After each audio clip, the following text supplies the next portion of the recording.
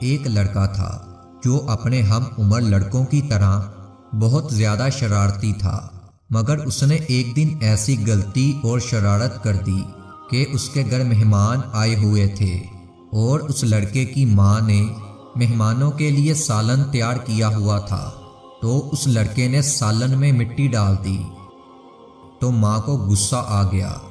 غصے سے بڑی ماں نے لڑکے کو کہا، غصے سے پھر جانے والی مائیں ان الفاظ پر غور کریں۔ اس کی ماں نے کہا کہ چل بھاگ جا ادھر سے اور جا، اللہ تجھے کعبے کا امام بنائے۔ یہ بات بتاتے ہوئے شیخ صاحب پھوٹ پھوٹ کے رونے لگے۔ انہوں نے جب خود کو سنبھالا تو روندی ہوئی آواز میں بولے، اے امت اسلام، جانتے ہو وہ شرارتی لڑکا کون تھا؟ دیکھو وہ شرارتی لڑکا میں کھڑا ہوں تمہارے سامنے، امام کعبہ، جن کا نام عبد الرحمن السدیس ہے۔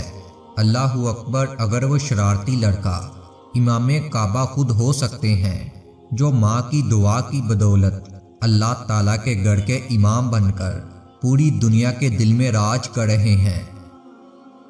شیخ صاحب نے فرمایا کہ اے ماؤں، اپنی اولاد کے بارے میں اللہ سے ڈرتی رہو، چاہے کتنا ہی غصہ کیوں نہ ہو، ان کے لیے منہ سے خیر کے کلمے ہی نکالو۔ اولاد کو لعنتیں اور بددعائیں دینے والی مائیں سن لیں کہ والدین کی ہر دعا اور بددعا قبول کی جاتی ہے۔